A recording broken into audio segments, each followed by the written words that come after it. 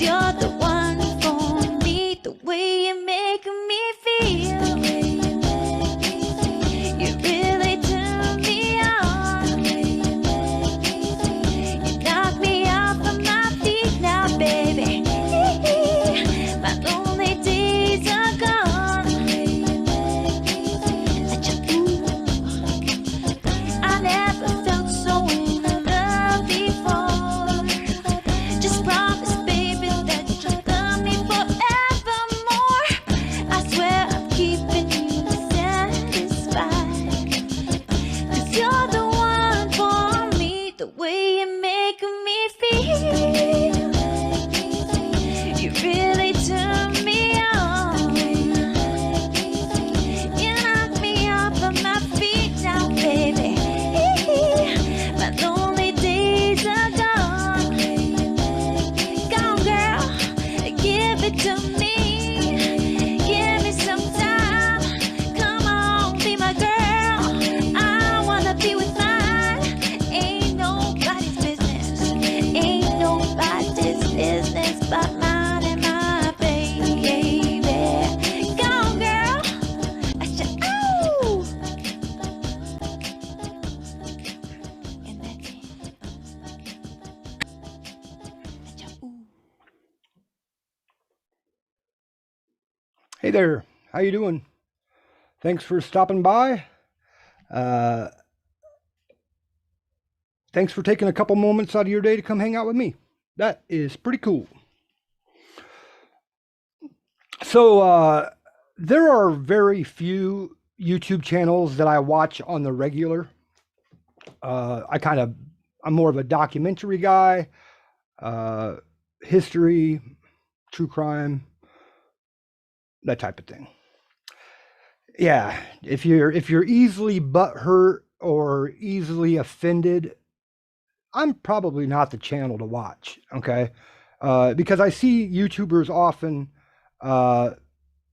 they walk this fine line of, not trying to offend anyone and not try, and I mean, if you've watched me long enough, I don't intentionally ever try to offend anyone. I just speak things from how I see them.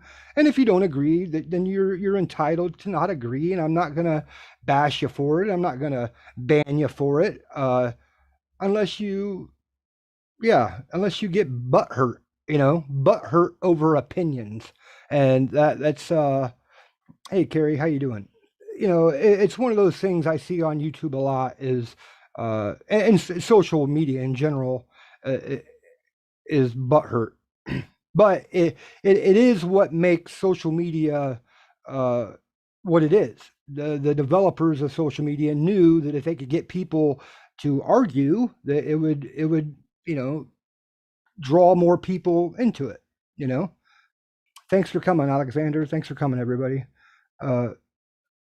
So one of the channels that I watch on the regular is Tim Pool. And Tim is a fence rider, and he's one of these people that I was just describing that doesn't like to, make waves too much, and he kind of goes with the flow. I liked him, but I have some reservations about some of the things he says and does.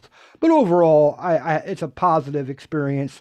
If you like good conversation, it's Joe Rogan light, I would say. Joe Rogan's obviously much more popular and much more quote unquote talented. But Tim Pool still is an interesting watch. And the good thing about Tim is he will allow many different points of view on his platform to just show others, the opposing side of the debate. He allows that quite a bit, and I respect him for that. It's really worth the watch if you get an opportunity to watch it. I recommend it. He's on Monday through Thursday, I think at 8 p.m. Eastern Standard Time. Usually talks about current events. So if you'd like to know what's going on in the world, I recommend it. I'm sure it's not for everybody, but I like it. And so Tim, like I said, usually controls his podcast. He usually, man, I don't know how to say it. Well, it's his podcast. It's there's no other way to put it. And last night, I saw something that I have never seen before on Tim Pool. And Timmy grew a pair. Yeah, he grew a pair. I didn't even know that he had a pair, but he grew a pair. And I give him respect for that. So I'm going to show you this clip. And I edit it, but with no agenda behind my edit. It's just to cut out the boring nonsense. But I'm going to play it. I might stop it here and there to comment, but I'm gonna go ahead and play it, and then we'll talk there. So.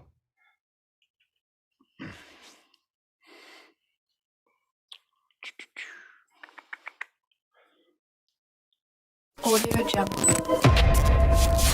Audio Jungle. The black community does have a knee on its neck more than the white community in America. That's a fact. So let me. I want to That's explain not something. disparaging. That's a fact. The wanna- black community has way more struggles, way more problems in the community due to systemic racism, which is real, and the military, the penitentiary system, and the militarized police, and all of that. It's a different. I want to explain something in a little more detail that we were talking about in the show that I think didn't get fleshed out enough. So, and I'll preface it by saying I do not believe I face more discrimination than black people in this country. Yeah. What I can tell you is one of the difficulties in my life is people who grow up in a white suburb. Everybody's white. I go there, I'm not white. I don't believe that. Well, so you're wrong, but let me I explain. don't believe that. I think somebody might. You just said on the last show that like some people mistaked you for Mexican. That was the biggest. I'm not thing. one of them, dude. Like this is the life I've lived. Yeah, you're fine. I'm not saying that I've got a boot on my neck. I'm saying you need to understand we're in a that there are people we're in who a have redneck area. If we go up to the truck stop up the block, nobody's looking at you like, get that guy. I just want to point out here that this man speaking is known as Ra, the Rugged Man. He's a hip hopper from New York, and he's a BLM activist, and he is an anti-racist. Okay, and I just wanted to point that out before we go any further in this. But you'll notice that he just said we're in a redneck area here. Okay. I didn't say they were. Yeah, but what I'm saying is, if you put somebody else in there, they're looking at you funny. You're good. You go Listen. to the airport, they're not pulling you over because they No. got bombs. That's bullshit. They pull you over? Yes. Because you look like what? Yes, look like motherfucker. What do you look like? I get randomly flagged. Tim Pool just called him a motherfucker. Tim, I you badass. Look at the look on his face right now. He looks like he's ready to fight. Okay. And I don't know if that's Tim's style. No, Tim carries. So I'm sure, but anyhow, it's very unusual. Like I said, I've never seen it before. Tim Pool to explode and call someone a motherfucker. I'll back it up just a little bit so we can see that again. Go up to the truck stop up the block. Nobody's looking at you like, get that guy. I didn't say they were. Yeah, but what I'm saying is, if you put somebody else in there, they're looking at you funny. You're good. You go Listen. to the airport, they're not pulling you over because they No. got bombs. That's bullshit. They pull you over? Yes. Because you look like what? Yes, look like motherfucker. What do you look like? I get randomly flagged every fucking time I go to the airport. See, because what reason? Fuck if I know. Because you look like what? Fuck if I know, dude. You really hurt. Because I get it fucking every single time I go, and you are a racist dude who says I couldn't possibly understand every fucking time I go to the airport. I'm randomly screened. Yeah. I think it's the Every beanie. time. Every time. Oh. I go to the UK, they put 4 S's. What are you screaming for? I'm screaming because Because what? When Because you're you're hurt that you're a white boy? I'm hurt because you're a racist. Yeah. Did you hear that? He said, you're upset because you're a white boy. I mean, unnecessary to say, but also totally false. As it says here in the chat, Tim Pool is part Asian, part Korean, I believe, which doesn't matter. It's beside the point, but it's just a fact. Well, I'll get to it. We'll play some more here. There you go. And you have this arrogance Yeah. and elitism Yep. that you know better than everybody, that you're the white savior, that you got to be in the struggle for the poor brown people. No, and I then didn't say every that. I didn't say fucking that. time. When I No, bro, watch your no, show- listen to what I have to I'm say. not gonna listen When to I nothing. say Nah, something like, lower your when I'm voice being first, polite, bitch. when I'm Lower being your first- polite to you, Lower your voice first. When I'm and being talk polite like a to you. motherfucker. Then he called him a bitch. He said, "Lower your voice, bitch." And Tim did, because Tim is really trying to be a professional, and he takes his podcast and his journalism fairly seriously. So, he doesn't want to get into a screaming match with this guy on his podcast. Totally understandable. Fucking human. when I'm being polite to you, Yeah. and then I say I deal with this problem, and then you laugh at me, dude. Yeah, I laugh sometimes. You're a racist. Yep, no, it's not racist. Yes, When it we're is, talking dude. about systematic racism in America, and then you go, my struggle is this, to discredit the struggle of the black man and the black When woman. did I- when That's did what you. I- Okay, you see how I put words in his mouth there? Tim is talking about, times in his life that he has, been felt targeted. And just because he spoke of his struggle, Ra laughs in his face, tells him that he's a white boy, essentially, and accuses him of trying to delegitimize a black person's struggle by speaking of his own struggle. Struggle is struggle. Okay, no matter who it's coming from or who experiences it, it's struggle.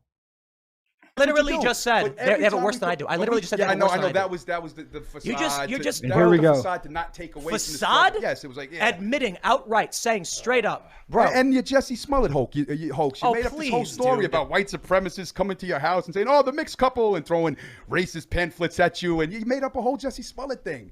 You know, I've been and noticing- that's the takeaway from the struggle of the black man. It seems like we're blending between No, you're a generalizations. racist prick. Here's my hour-long documentary And about the black struggle in Ferguson. Oh yeah, great. Yeah. Yeah. Oh, great. $100,000 budget. James Baldwin interviews with people on the ground to talk about what they've been through, and you have the nerve to come up to me and tell me my experiences don't matter Well, when here's the I'm thing. fighting Stop the fight. screaming, bitch. Stop screaming. First of all, talk to me like I'm because I'm not that guy. Yeah, Talk you are. normal. You I'm not are. that You guy. actually are, dude. You are that No, guy. I'm talking about. I'm not that guy to fucking scream at, bitch. You want to get fucked up? Huh? All right. Who the fuck you screaming at, bitch? Let's calm. Okay, so you see that right there. Tim tries to tell him that he has went to Ferguson, boots on the ground, talked to people, made a documentary, spent $100,000 of his own money to shine a light on the situation in Ferguson. And this right here goes to show you that, like, at least with this man, and I don't want to speak for all people to support the Black Lives Matter movement, but if he can't, his first reaction is violence. His first reaction is, you disagree with me, then I'll beat your ass. And let's watch that again. We'll just give it a little. You I'm not are. that You guy. actually are, dude. You are that No, guy. I'm talking about. I'm not that guy to fucking scream at, bitch. You want to get fucked up? Huh? All right. Who the fuck you screaming at, bitch? Let's calm down. You gotta cut it, man. You think you could? I'm not that guy. Don't disrespect me, bitch. What did you do to me? Did you disrespect me? Now you start raising Did your you- voice to me like I'm some sucker. I'm Did you not a laugh at sucker, me? Bitch. Yeah, laugh. Did you disrespect? Yeah.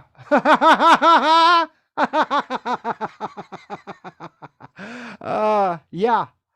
Yeah, it's okay. Yeah, laugh. Did you disrespect me? I was nice to you. Apparently, it's okay to disrespect the white boy, but the white boy who thinks he's speaking for black people can't get disrespected, or he has to blow up and have a baby fit live on a podcast. I see a lot of people in my chat right now saying, I'm white, I'm proud to be white. Good for you. Good for you. And it's sad that in some circles, in some echo chambers, to even say that is racist or considered to be racist. It's one of the most ridiculous things I've ever witnessed in my life. And I abhor racism. All right, at all cost. I mean, I just hate it. I look at people that are racist as really ignorant and really just dumb. I can find 1,000 reasons not to like somebody besides the color of their skin. Just open your mouth and start speaking, and that usually tells me what I need to know. The color of your skin has nothing to do with the content of your character. So I usually wait for someone to speak before I make any judgment on how I feel about them. And that's what I think everyone should do, but that's not how things are. Well, we'll continue. Bro, I was being nice. You start raising your voice to me like I'm your son, bitch. You raised your voice to me? Bro, I said raised my voice I to respected nobody. you. You wouldn't shut the I fuck up with appreciated that you. raising your voice shit. I stopped when you told me to. You said lower your voice, so I lowered my voice. I told you I respected you coming. It was a good show. I said I respected you willing to admit when you got things wrong. Bro, I have put so much of my life into this. Look at this. I watch your videos. I already watched your video. No, I see your videos. You don't. No, You I see see your video. Yeah, you're gonna say, look, this is the non-racist thing. But meanwhile, you have videos promoting Derek Chauvin and acting like he was in the right. Lies. That's a lie. You have videos of that. You have videos of the other. There are very few Tim Pool podcasts that I miss. I usually catch most of them, and I've never heard Tim Pool insinuate what Derek Chauvin did was right. Never. All right. So again, this guy is trying to flip his narrative to essentially call Tim a racist, a white boy, a bitch. Disrespects him after Tim probably paid for him to travel to Virginia to his podcast to give him some shine, give this guy a little airtime, and this guy blew it. He had every opportunity to make his argument in an intelligent manner to get people like maybe me to see things from a different angle. But we'll get to what I think here in just shortly. All right. On some you have things. videos of the other. You have videos of the other guy. Two guys. Armory. And Two you go, guys. oh, but they grabbed the pistol, defending them, killing a black man in the streets, and he ran for them and giving excuses. Two guys. You have these videos. So all of this shit doesn't matter. Doesn't matter. No, of course not. A decade lost. I think we should So you get away with kick your door and lie to defend the state. more. Sure. No. Go to No. I said when Kim Potter shot him, I said she deserves prison for it. Okay, that's good. There you go. See, you look, bro. You can't look at two circumstances. My mic's not working really. It's working, bro. We Oh, you good? could hear you. Yeah. There's two circumstances, high profile ones, where the core of the issue is the facts of the case. It's not a, I don't view the world collectively the way you do. And I'm not saying you're wrong for doing it. I'm saying if I see individual actions, we must protect the innocent if they're the individual if they're innocent. When we see collective injustice, when I see it, I talk about it. Because there are two circumstances where I said we have questions about the individual's rights or innocence, you can't disregard everything that I've done. Okay, yeah. So you did a documentary that More than one. Okay. We did several dispatches, which were mini documentaries, about 10 minutes long. We did like but 6 I watch 7 your of them. videos when you do the booga shit. Here we go. Yeah, like the critical race theory videos where you go, oh, the white boys are gonna be so offended and their kids are hurt feelings and all that stuff. But we don't talk about the white people of it. We had an Asian woman on the show. Why do you talk about that though? Why are you so obsessed with critical race theory? Why is it When- so scary? Well, I'll tell you why normal Americans are upset with critical race theory. It's because you're telling little children they're worth more or less based upon the color of their skin. The thought of critical race theory to teach the history of slavery in America, I agree, should be done. But to teach a white child that he's an oppressor because of the color of his skin, or a black child that they are oppressed because of the color of their skin, is what I think middle America has a real problem with. And I don't understand why that can't be why that can't be accepted by those that promote critical race theory. Why that part of it is a bad idea. If you want to teach the history of it, that's one thing. But to tell children they're worth more or less because of color of their skin, that's where middle America has the problem. And I feel comfortable as a white middle American saying that. If you disagree, leave your comment in the comments below, and I'll tell you why you're wrong.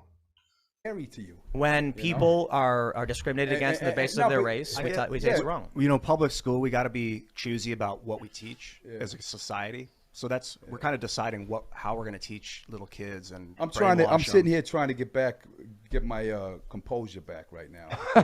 Dude starts raising his voice, talking crazy to me, screaming to me like I'm his son or something, Well, how do you think I feel when you laugh at my struggle? Yeah, laughing is. This is a very passionate. Listen. This is a very passionate, heated debate. Let's try to focus on facts. But don't start. Oh, I got stopped at the airport, and then pointing at my. You laughed at me. Yeah, because it was funny to me. Yeah. Exactly. It is funny to me. Your struggle is funny. It's funny. Okay, that's another thing. It's like struggle is struggle. I don't think that struggle has a way of. Of course, black people have more struggle in America, but that doesn't negate from struggle itself. Okay, it doesn't. Struggle is struggle. And to diminish someone else's struggle to promote your struggle, that's fucking funny. And I laugh at it. That there's people who are racist towards me. It's funny that every time You're I go to the airport. though. It's not true. It's like, this whole thing where you're trying to be this victim. You created that. You're creating this victimhood. And that's I don't live in crazy. that world. You do? Do you hear that? We're hearing someone talk about creating victimhood. A guy that just talked about, something that he experienced and trying to accuse him of diminishing real victimhood. That's the problem, I think, or one of the reasons I think that the support for Black Lives Matter as an organization has greatly dropped because of that right there. I mean, there's no other way to put it. And of course, if I state my opinion on this, then some people, I've already been called a Nazi, which is kind of funny. My friend and I were like, I'm the hip hop Nazi. Has there ever been such a thing before? I don't know, but it's optics.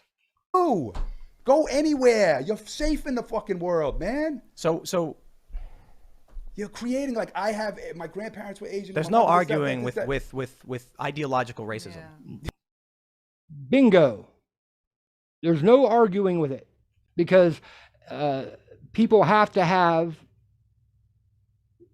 their argument. You know what I mean? They have to have their side of things. They can't have a dialogue. There's no dialogue. It's I'm right, you're wrong.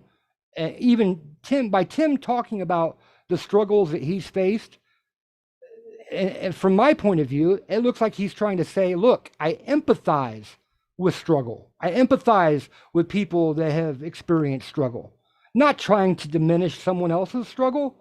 And when you try to accuse him of that, it makes your argument not invalid, but less, which word I'm looking for? People are less likely to be empathetic if you just shut down somebody else's struggle because you're like, it's a struggle off. Who's got more struggle? The world's hard enough the way it is. We don't need to have a struggle competition. It's hard for me to fight racism when you don't believe it exists. No, I believe racism exists, but I think don't. you try to take away from racism by being the victim yourself. It's you know what got me really angry is, like, there's a lot of things I can say, like, over and over again. I think there's a lot of people in this country have way worse than I do. And every time I bring up something I went through, you just laugh and you laugh and you laugh. You say it doesn't exist, it's not real. And then the funny thing about the airport is I literally just traveled to Austin and I got randomly screened both there and back. They pulled me out of the line. They tell me I got to go through special screening, and I don't know why. I don't know why it happens. It's the beanie, and I'm not joking. I don't know why it happens. Other people have hats on, bro. It happens every time. I'm not saying it's race related, but it's just like, damn, dude. I experience shit. You laugh at me for. You tell me it's not real. Getting pulled over at the airport. Cops try planting drugs on me. Somebody mistaking you. Cops for pulling us Mexican. over at gunpoint. Oh yeah. Bro, I'm from the south side of Chicago. You see what I'm saying? He's saying, you had a little struggle, big whoop-de-doo. You know, your struggle is just a white guy struggle. It's not the same as real struggle. And that's what I'm saying. Middle America cannot get down with that. And that's why I believe that a lot of the support for these social justice issues have walked. I mean, woke nonsense has killed the real argument for social justice. Okay, when they include this woke nonsense, true social justice and wokeism don't jive, in my opinion. The wokeism mocks social justice, in my opinion. It makes a joke of it. Chicago. Yeah. Like, do you think? I don't think you just don't understand, and you don't want to understand. I don't believe you're a victim. I don't. You just don't. I don't understand that you're a victim. I don't believe it. What do you think life was like for me on the South Side? You think that like the white cops were just like, oh, this kid's cool, he's one of us, or do you think I got charged? I think he had a lot better than a lot of people.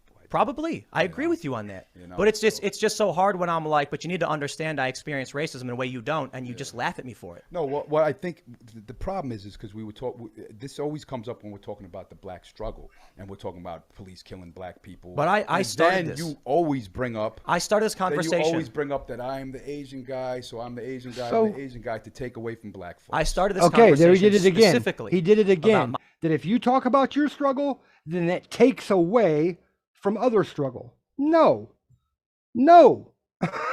Struggle is struggle. Yes, some people deal with more struggle in their lives and deal with struggle because of the color of their skin. But I personally believe that it's overstated. It's overstated. It's overplayed. It's not as big of a deal as these wokeists want it to seem. And that's just my opinion. And you're entitled to yours. Feel free to leave a comment if you care to hear more. My experiences, not about the black community. Yeah, but we were on the topic of the black community and blacks being killed and systemic racism. No. That's where you brought it. Let's put it this way. Like, this is why I said in the beginning, I don't deny. I think black people have it way worse than I ever did or ever will in this country. But I do experience racism. It's a unique form of it. This is intersectionality. That for my family particularly, we have no generational wealth. My grandfather died in poverty. And you know what my grandfather died doing? He was doing underpaid work in the black community for tax services to try and help him. Yeah. He ran a company with my aunt called Acid Tax. And he told me that this is the place we need to do the work. My grandfather married an Asian woman in the 1930s, I think. They met sometime in how much Asian are you? Quarter. You're not even half. Jesus. Yeah, second generation. Oh, so there he goes again. Diminishing Tim's race to diminish his struggle or his grandfather's struggle.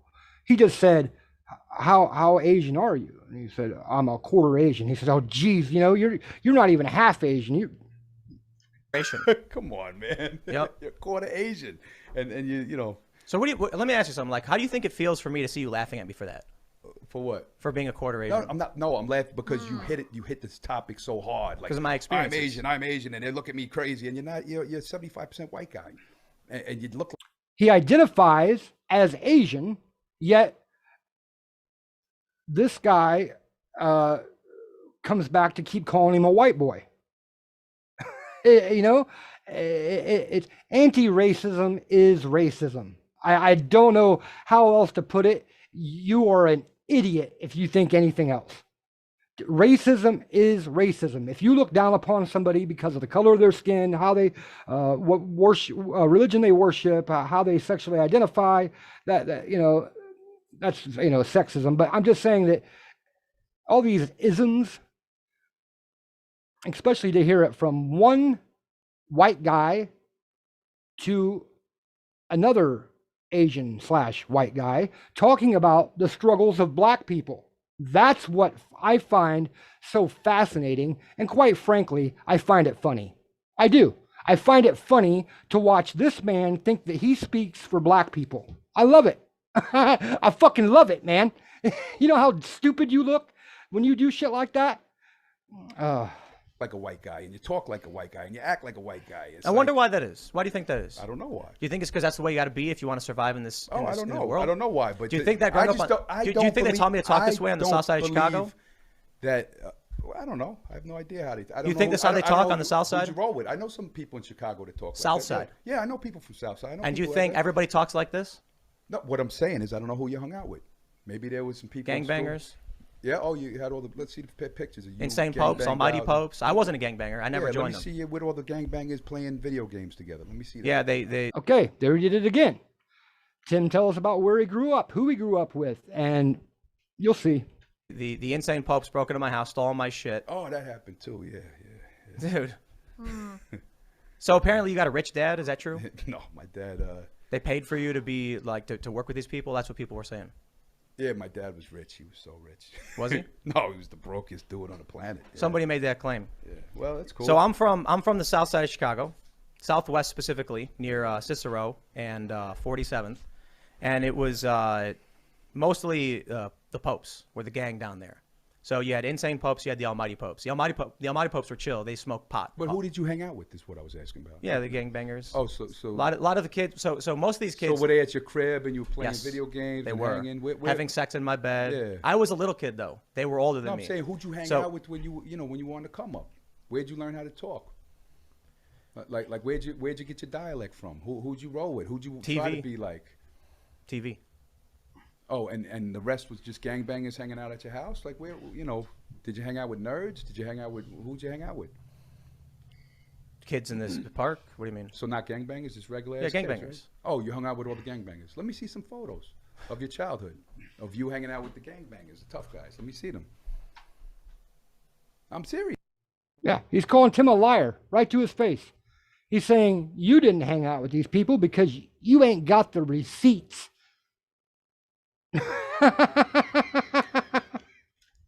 Funny stuff, right? Funny stuff. I'm serious. I got pictures of my childhood. Yeah, show me. So when I was Yeah, show me. 9, my mom opened a cafe on the north side of Chicago. Got a small business loan, used our house as collateral. We were a lower middle class family. My dad was a firefighter. So my dad would be gone for 2 days at a time because firefighters were 2 on, 1 off.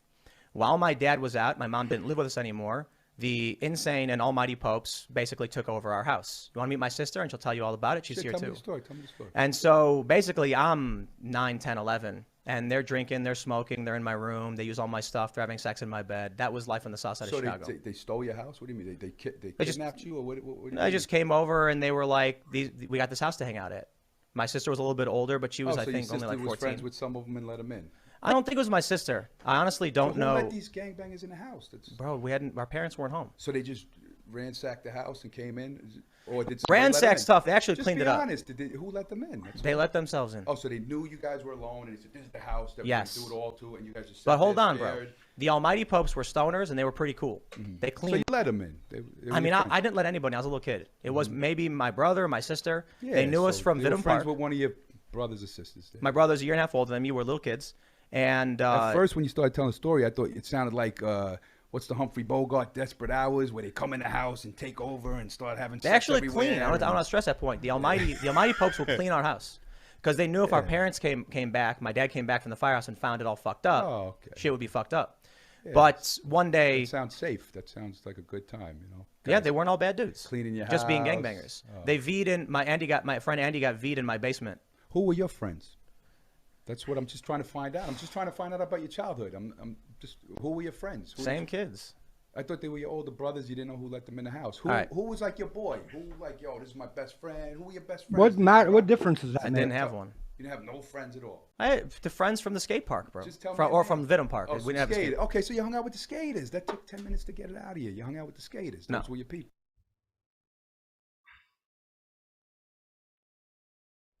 Yep, he's calling Tim a liar. You didn't hang out with gangbangers. You hung out with skaters. So some of them, eventually, by the time I was 16. So when I was 9, 10, and 11, one of our friends, Andy, he wasn't allowed in the house. My dad didn't let him in. He once shot me in the leg with a BB gun because he's a piece of shit, but, you know, we were friends. And he got V'd in my basement, meaning the popes. You know what that means? No, V'd, I don't know what V'd means. V is you get violated to join the gang. So they brought him in the basement and they beat him up. Somebody? No. V'd means they beat him up. Oh, who was this? Your brother now? Or Just a guy. One of my friends in the neighborhood. His name was Andy. Oh, so they beat somebody up in your basement? Right? They beat him up so he could. It's initiation. You want to join the gang, you get V'd. Another dude I thought was given a gun and told to kill when he was 13. He was given a gun and told to go kill 2 people because 13-year-olds get out when they're 18.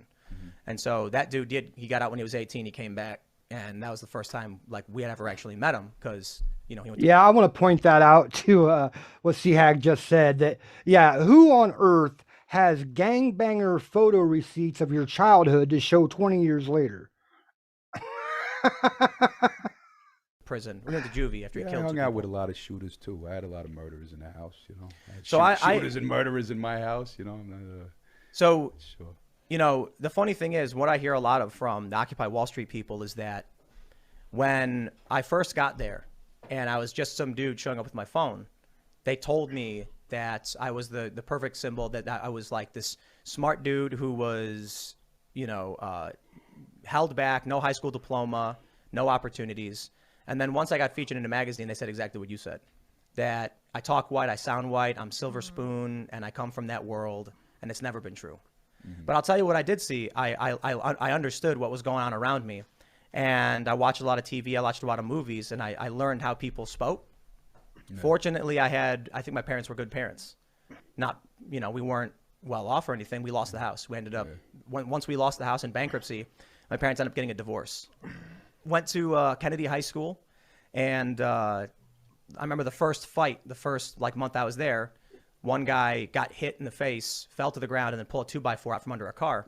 The other guy said, "I thought we said no weapons, bitch." We got all the kids hanging out. And then the guy goes up to another car and then pulls out a gun. Someone yells "strap," and everybody runs. That sounds like high school stuff. It does? Guns in high school? Fights in the parking lots. I mean, I know it happens nowadays, but I don't think that it's sounds like high school stuff. It sounds like something different. The reason I really wanted to show this was, number one, I wanted to show that Tim Pool has a set of cojones. He's got testicles, and he'll stand up for himself when challenged, and I thought that was really respectable. And the topic matter, they've got Ra the Rugged Man, who I know from hip hop. I don't know him personally. I know his music. Not a fan really.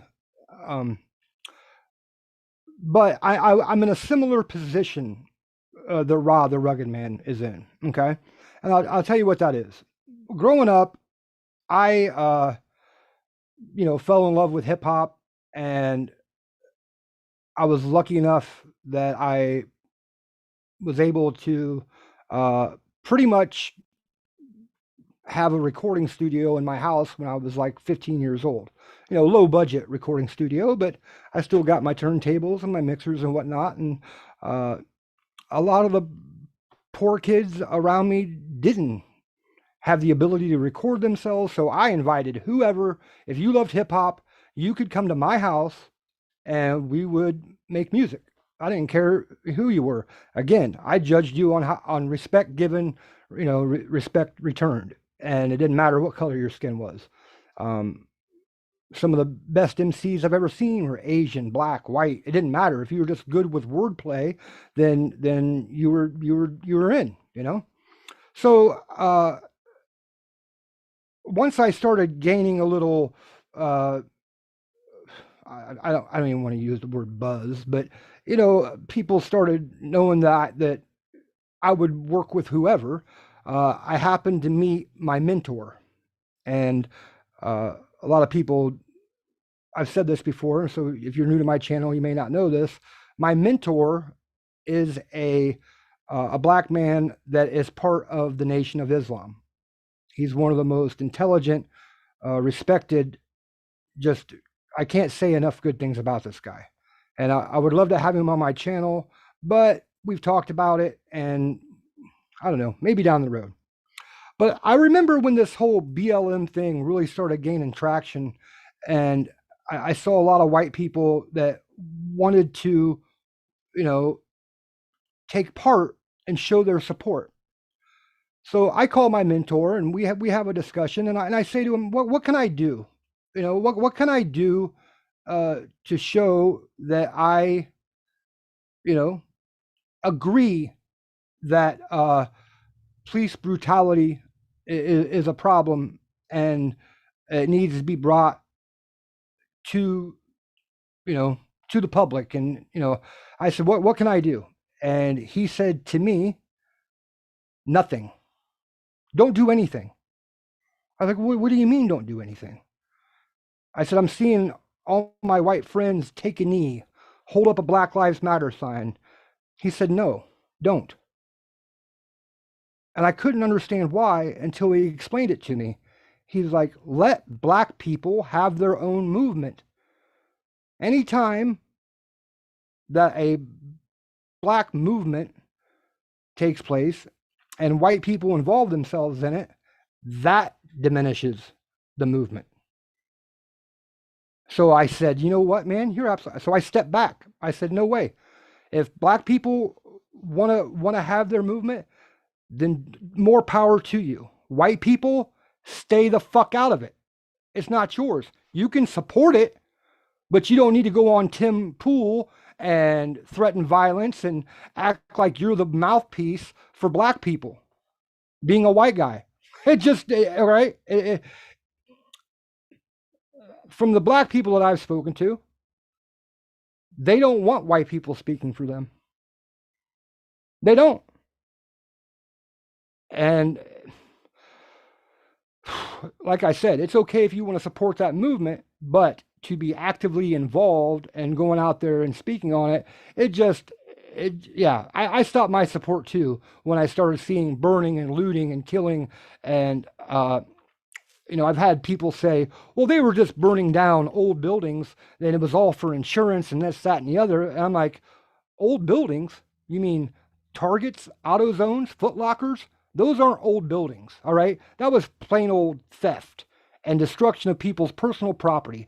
People that worked hard to have their own shit was tore up, usually in low-income areas, usually in poor ends of town, usually in Black communities. It was like they were shooting themselves in the foot. And plus the media was being very sympathetic to terrorism. People were scared. People were scared. And to this day, we still have a problem with the media calling it what it is. Anti-racism is racism. Just look at the guy in Waukesha.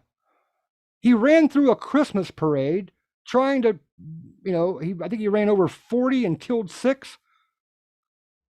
And he had racist stuff all over the internet.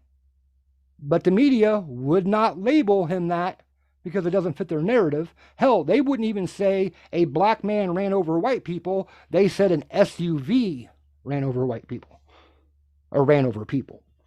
And it's just like one of the most perplexing, baffling things I've ever seen in my life. I've tried my best my entire life to be accepting of other cultures, to be accepting of other ideas. And I learned that from my love of music and my love of hip hop and being multicultural in the sense that I've always allowed whoever you were to come to my house and we get down on the music. The music bound us. And now me and my friends of other races are witnessing this concerted effort by the media or whoever it is to try to divide us. Ra the Rugged Man just did it there on Tim Pool. He made himself look like an idiot. He made the cause look bad, but the cause has, once, like I said, once I think that white people got involved in it, it fucked it up, man.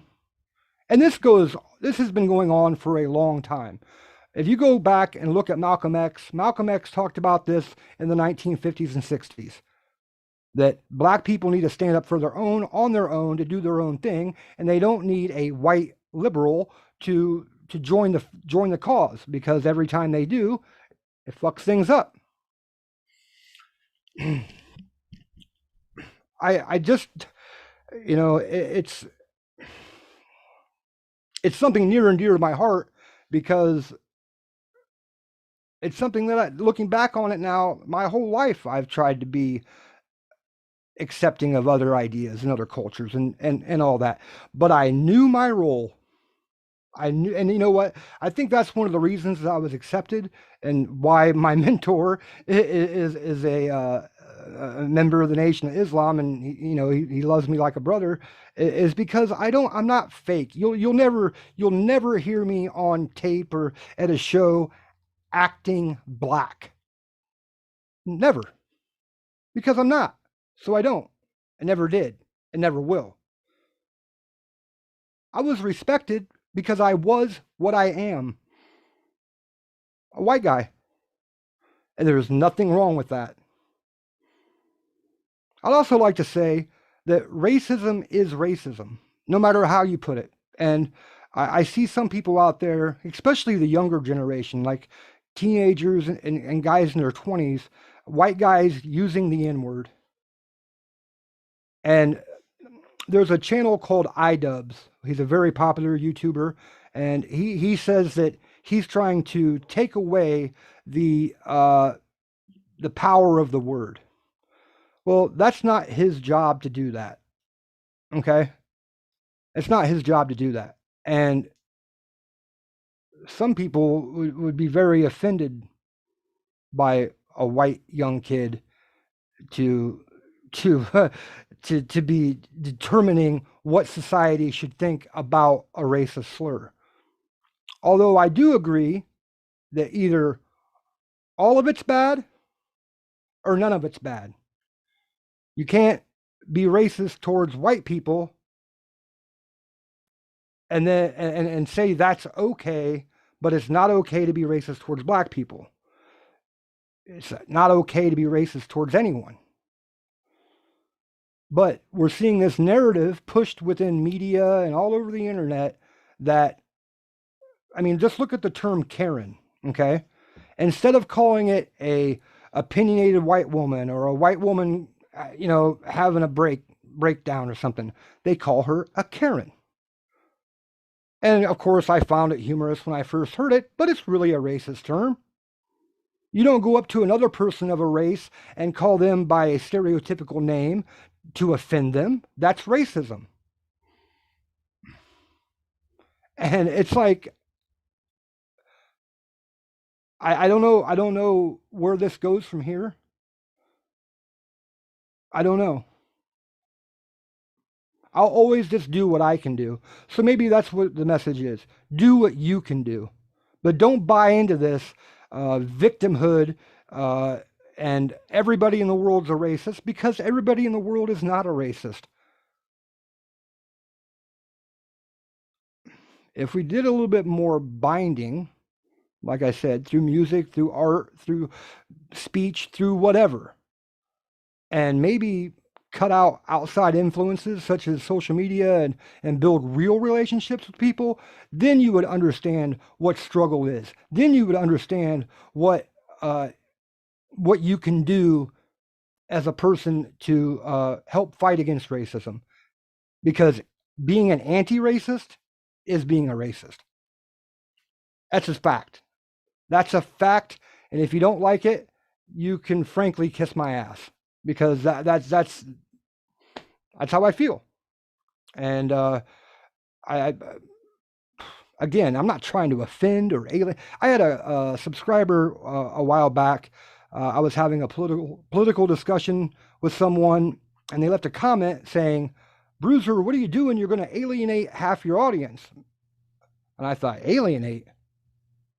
I mean, are there really like left-leaning, leftist, socialist, communist, watching my channel to begin with? No, I don't think so. And if they are, they're welcome to.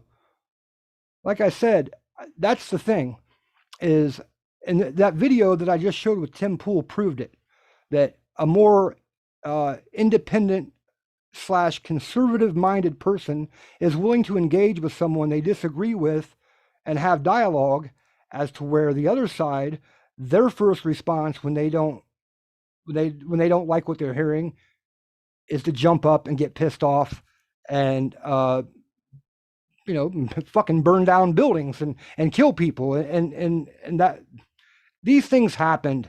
Okay. I'm not making it up. Fiery, but mostly peaceful. Come on. Thank goodness Tim Pool grew a pair, and thank goodness Ra the Rugged Man made himself look like a complete bumbling fucking moron for the world to see, because I hope that shows it's okay to be an ally of the Black Lives movement, okay? Black Lives Matter movement. It's okay to be an ally with that. I have no issue at all. But don't speak for them. Don't. You're not black. You wouldn't know what the struggle is. And to act like someone else's struggle is less because you think as a white person that black people's struggle is worse, that doesn't fix the problem. That just causes more animosity between the two and more division between the two. I don't really have much more to say on this matter. I just kind of it just irritated me so much, you know, that, you know, if you saw it from my perspective, maybe you'd see what I see. But if you disagree with what I think and you want to have a open dialogue with me, I welcome it. Leave your comments in the comment section below, and we can have a discussion, because I'm not out, like I said, to offend or alienate anyone. But some people just love to get butthurt over nothing, over something that doesn't even really apply to them, by something that they saw on TV. I mean, the George Floyd case is very, very, you know, is a prime example of that. You know, of course it was terrible. Of course it was wrong. But we shouldn't negate from the fact or promote George Floyd as some sort of hero. Okay? It's terrible what happened to him, but he's not a hero. Much like Kyle Rittenhouse is not a hero. Derek Chauvin is a criminal. Had he just picked up George Floyd and put him in the back of the paddy wagon, maybe the summer of 2020 would have been a lot less violent. But it was just bad policing, and there's no other way to put it. That doesn't really necessarily make him racist, because a structure of policing was bad. I can't equate the two. I can't. If I'm wrong, then bring it on. Well, I don't really have much more to say. I did want to promote my friend's new video that he just put out. If you're into true crime and you are interested in the Delphi case, my friend, the captain, just put out a new video, and it's worth the watch. I'll leave a link here in the description or in the chat. Yeah, check it out. How can they say the Proud Boys are white supremacists with almost 5,000 members? 90% are white. That means hundreds of members are color. And not to mention the leader of the Proud Boys is Hispanic. You know, that's another one. I just was shocked, you know, when I had first heard about the Proud Boys, and I know who Gavin McInnes is, and he said it was basically meant to be a joke. And then we see the media label them the new KKK. Now, I'm not going to tell you what the Proud Boys are. Go out there and look it up yourself. Go look for yourself. As a matter of fact, I recommend a video of mine in my library called The Talking Box: Leftists, Liberals, and Antifa. And it's a black woman giving you the breakdown of what the Proud Boys did for her. So I can't say that all the Proud Boys are good guys. I don't know that. But to label them all as white supremacists and racist is ridiculous, because many, many hundreds of them are people of color. So it goes to show you the division that the mainstream media is trying to cause us. So, oh, cool, Big Daddy. I'm looking forward to it, man. Hit me up and let me know when you get your channel started. I'll be glad to bring you on my channel and promote you a little bit if you'd like. I'm down like 4 flat tires. So, all right, guys. Thanks for watching this. I appreciate it. And I want to say thanks for all the thumbs up, man.